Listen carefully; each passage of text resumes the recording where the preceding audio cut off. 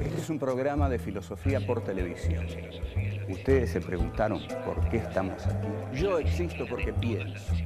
El hombre es el lugar en el cual todos los saberes son pensados. Descartes es un héroe del pensamiento. Es difícil enfrentar las grandes Es un cuestiones. libro de Jean-Paul Sartre, Crítica de la razón de Hegel. Esta es la historia de la filosofía de Hegel. Eterno. La filosofía es la totalidad de lo real, porque piensa. La totalidad de lo real. Encuentro número 10. El capital. El capital. ¿Cómo obtiene su su ganancia? ganancia el capitalista? ¿De dónde ¿De dónde saca el capitalista el capital originario? originario? ¿Cuál es ¿Cuál el es el secreto secreto de la mercancía? Todo Todo es es mercancía. mercancía.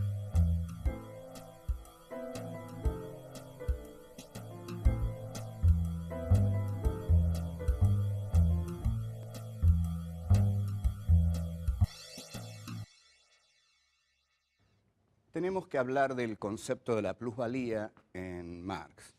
El concepto de plusvalía es central en el pensamiento de Marx, así que habría que tratarlo detenida y cuidadosamente. Para eso, entonces, voy a tener que apoyarme más de lo habitual en mis notas.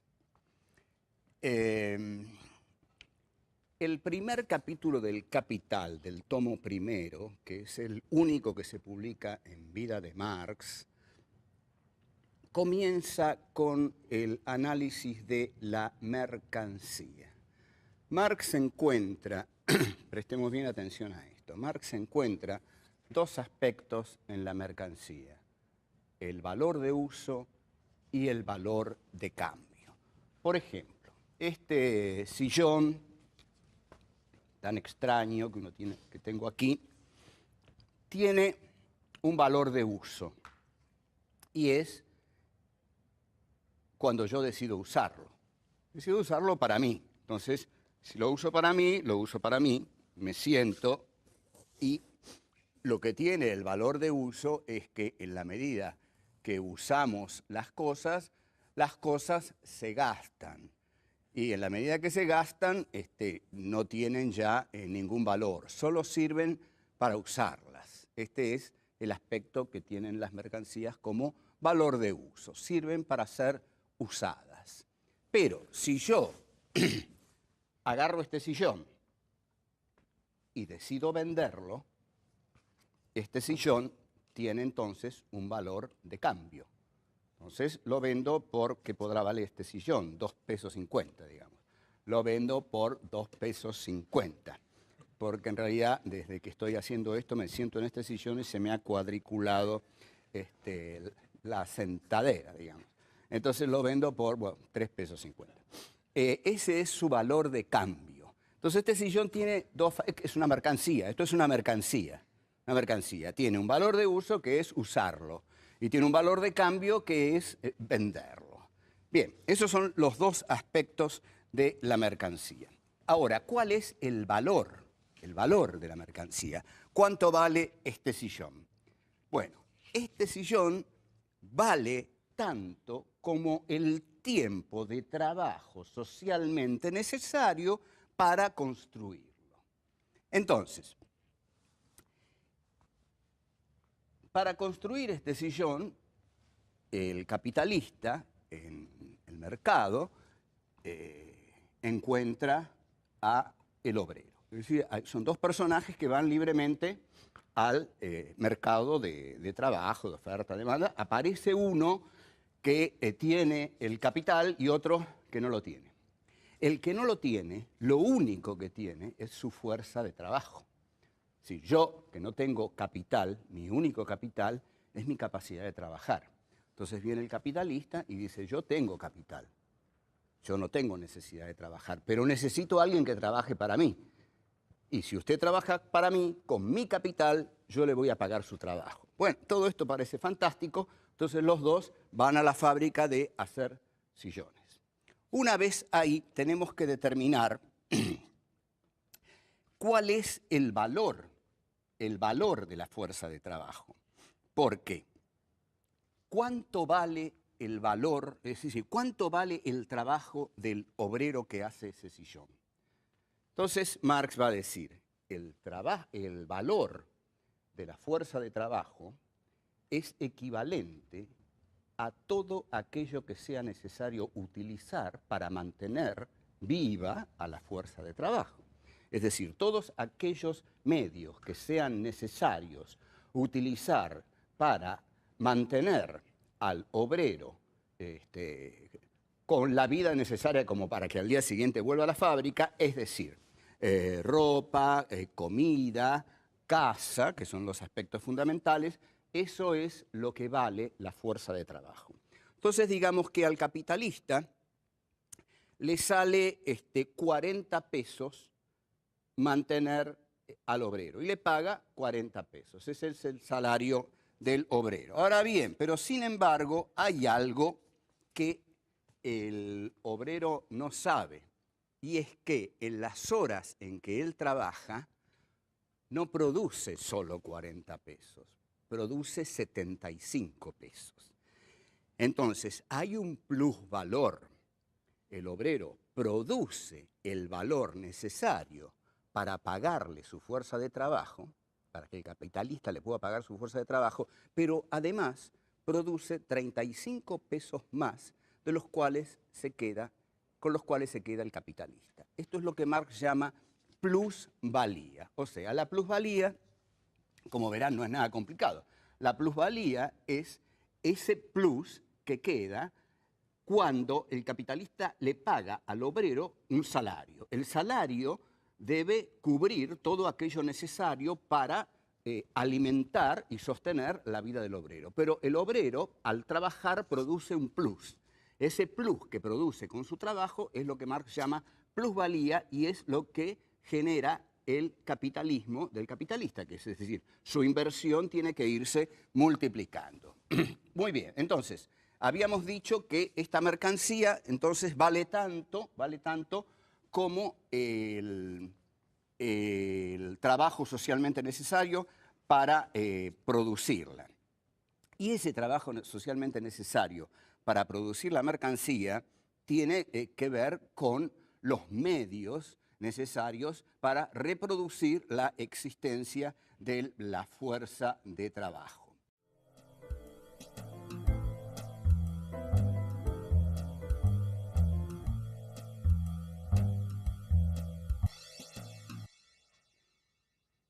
Hay un tema que aborda Marx, porque en realidad yo dije algo que quizás deba ser explicado.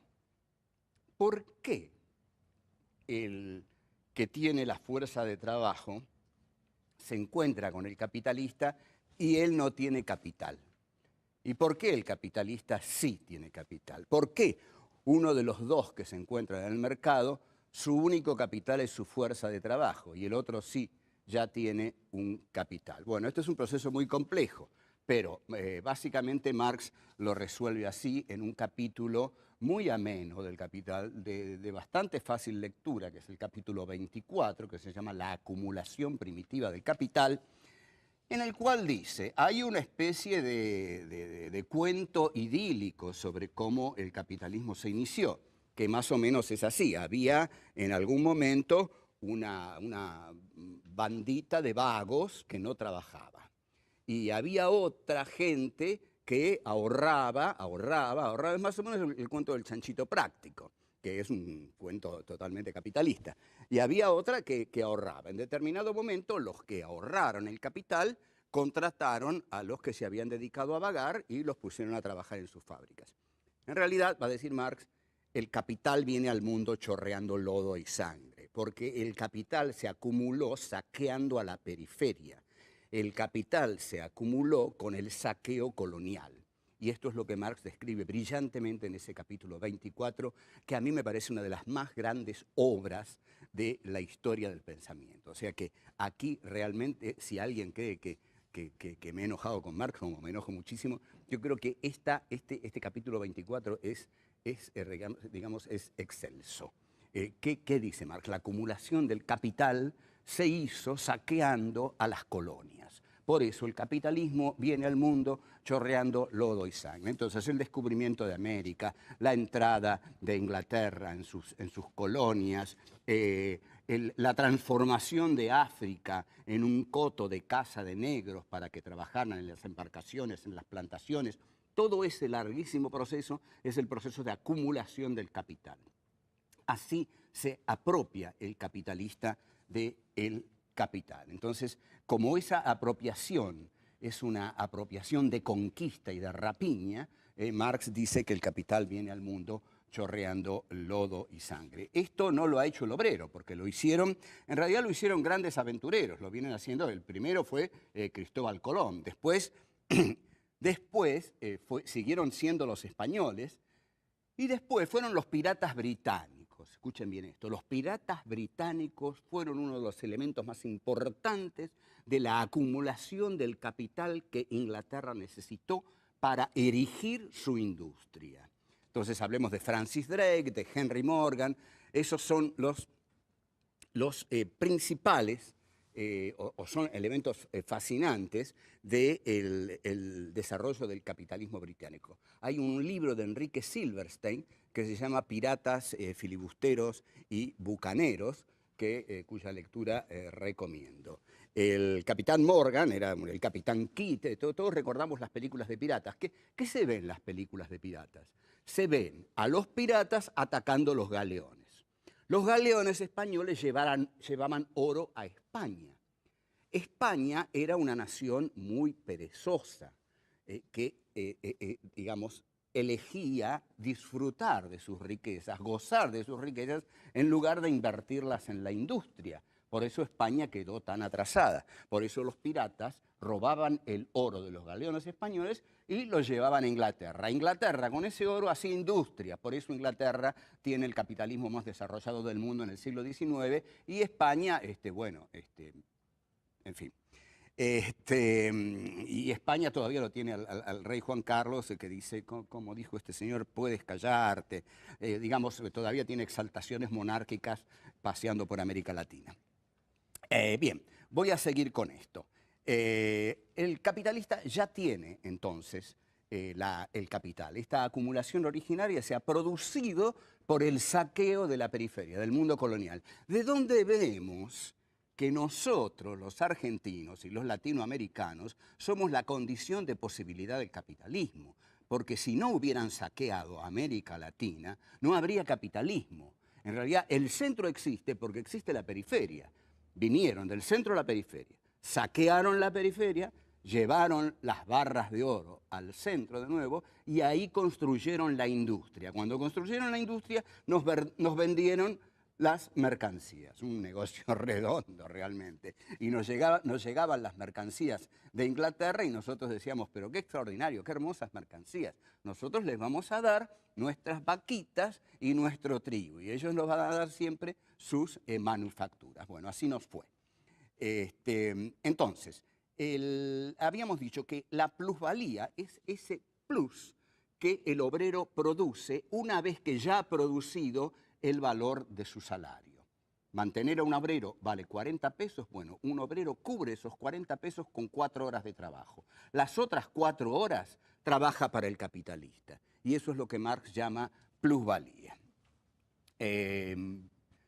Al concepto de trabajo necesario, el concepto de trabajo necesario es lo que venimos diciendo. El trabajo necesario es el trabajo socialmente necesario que requieren las mercancías con las cuales se va a reproducir la vida del obrero. Este plus trabajo que hace el obrero es la plusvalía. Hay un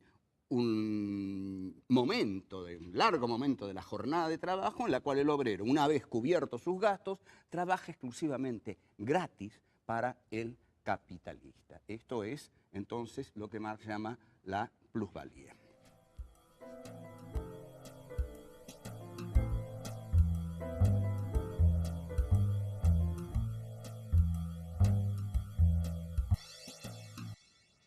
Nos venimos ocupando de un filósofo absolutamente central en la historia del pensamiento, Y bueno, en realidad no lo presenté, pero es ese señor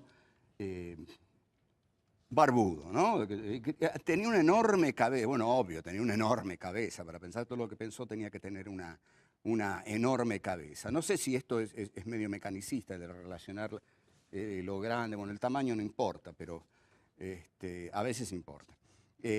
Marx tenía una gran cabeza, ahí lo ven ustedes. Bueno, tenemos que entrar en un capítulo fascinante del primer tomo del Capital, que es el fetichismo de la mercancía, o lo que Marx llama también el misterio de la mercancía. Vamos a ir salvajemente al grano.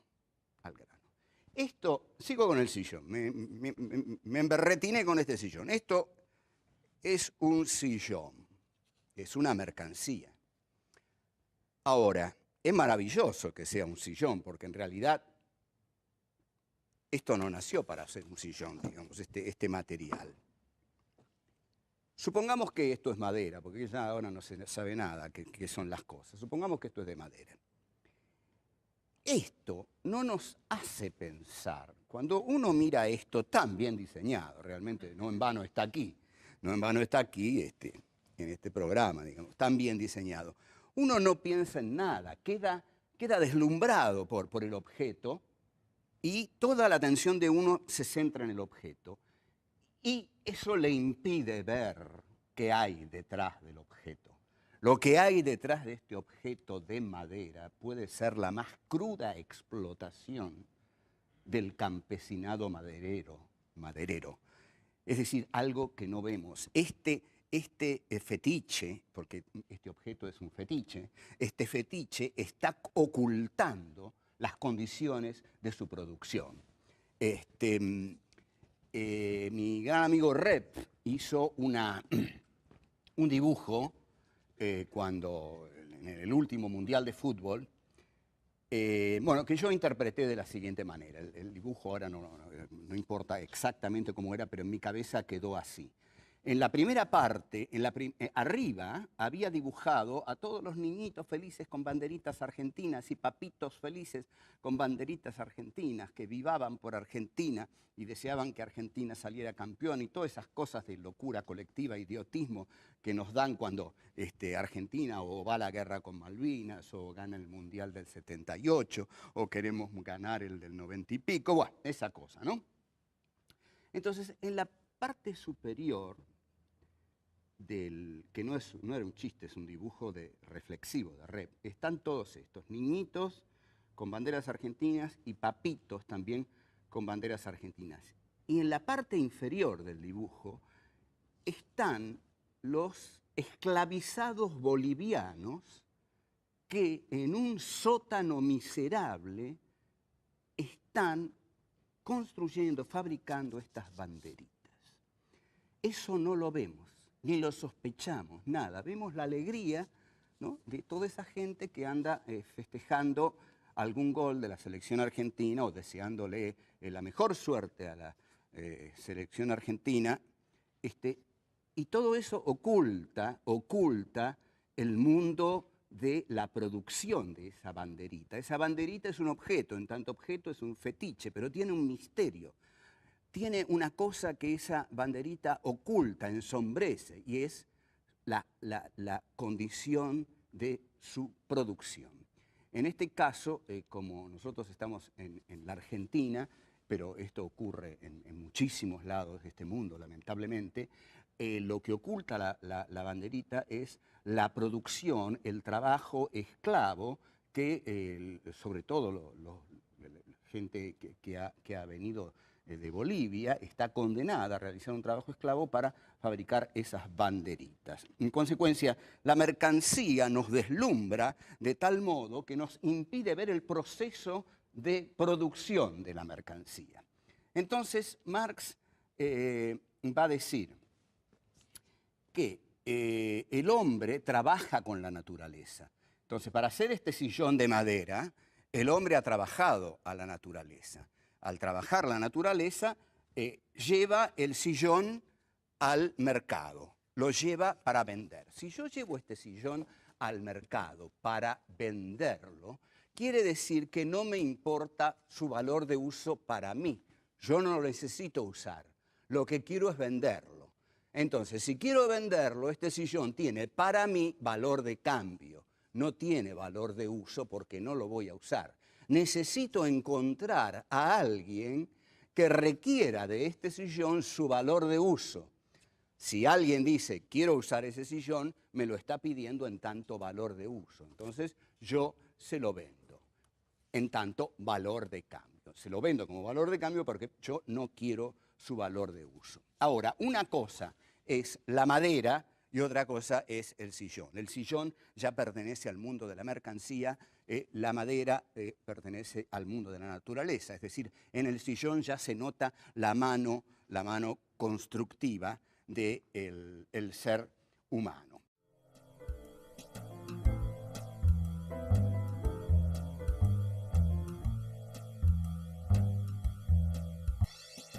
Hay un vértigo de las mercancías y más que nunca nosotros vivimos en una sociedad del vértigo de la mercancía, ¿no? Digamos, el vértigo de la mercancía usted lo vive solamente entrando en un shopping. Usted entra en un shopping y entra en el mundo del vértigo de las mercancías. Son todas mercancías. Y todo eso está ocultando el secreto de la mercancía, que son las condiciones de producción de las mercancías. Ese mundo se nos oculta por completo. Entonces, va a decir Marx algo notable. El mundo de las mercancías es un mundo encantado. Porque entremos al shopping. ¡Qué lindo que es! Está lleno de cosas. Y sí, es un mundo encantado. Porque son objetos encantadores que nos encantan, que nos llevan, nos compulsan, ¿no? Nos obligan a comprarlos. Y esos objetos son encantadores porque producen justamente una situación de encantamiento en nosotros y nos velan la mirada, que en realidad la mirada de cosas que no queremos mirar. Bien, ¿cuánto vale una mercancía? El costo de una mercancía es el costo de trabajo socialmente necesario para producirlo. Si producir este sillón ha llevado 14 horas, bueno, este sillón debe costar lo que valen 14 horas de un obrero o de 2 o 3 obreros que tengan que hacer ese sillón. Entonces, esta es una gran idea de Marx, y es la siguiente: si los hombres se desarrollan su vida a través del intercambio de mercancías y desarrollan su vida mirando mercancías y desarrollan su vida comprando mercancías o deseando mercancías, se transforman en otra mercancía. En consecuencia, la vida humana deviene cosa. Todos somos cosas, todos somos mercancías. Habitamos en el mundo de las mercancías.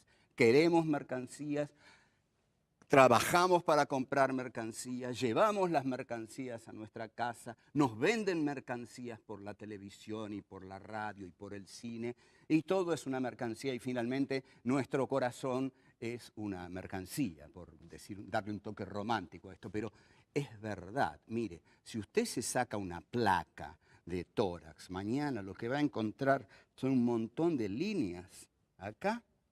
Esa es su marca. La marca de la bestia, de la mercancía, es lo que ponen ahora en cada una de las mercancías. Todas están marcadas con unas rayitas así. Esa es la marca que el capitalismo le pone a cada una de las mercancías. Entonces, las mercancías remiten todas a una mercancía, digamos, que las representa a todas. La mercancía que representa a todas las mercancías, la mercancía a la cual todas las mercancías se remiten, es el dinero. Entonces, el dinero es la mercancía de las mercancías. A través del dinero las mercancías se compran, se venden, se paga con dinero, porque si no estaríamos en el trueque, pero el capitalismo no es el trueque, el capitalismo es justamente el intercambio de mercancías. Y el dinero es la mercancía a la que remiten todas las otras mercancías y finalmente el dinero remite a los metales preciosos. Bueno, agotador esto, ha sido muy difícil, les aseguro, por lo tanto vamos a decir quién fue Marx, quién fue esta enorme cabezota que nos hizo entusiasmar, que nos hizo enojarnos con él, que lo afirmamos, que lo negamos, que nos entusiasma o que nos enfurece, este pensador que ha desarrollado revoluciones derrotadas, revoluciones triunfantes que se aniquilaron a sí mismas, que va a seguir generando entusiasmo, porque Marx fue y es. ¿Qué es Marx todavía? Marx es la voz de la eterna rebelión del ser humano. El ser humano no tiene que dejar nunca, ni va a dejar nunca de rebelarse. Y en la medida en que siga rebelándose, y esto hablaría muy bien de los seres humanos, por favor que sigan rebelándose, porque si no todos vamos a ser aniquilados, en la medida en que siga rebelándose, va a tener que recurrir al filósofo que puso en el centro de su filosofía a la rebelión. Y ese fue Marx. Entonces, yo desearía concluir diciendo que con sus contradicciones, con sus errores, con sus aciertos, Marx tuvo un acierto indubitable cuando dijo que la filosofía tenía que pensar el mundo para transformarlo, cuando dijo que el hombre estaba sobre este mundo para rebelarse contra la opresión, contra la injusticia. Ese, creo, es el Marx que tenemos que recuperar constantemente y es el Marx que va a permanecer y el que deseamos realmente que permanezca.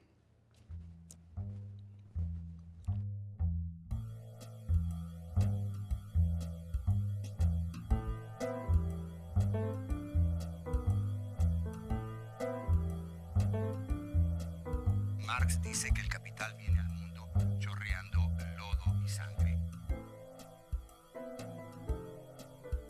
La acumulación del capital se hizo saqueando a las colonias.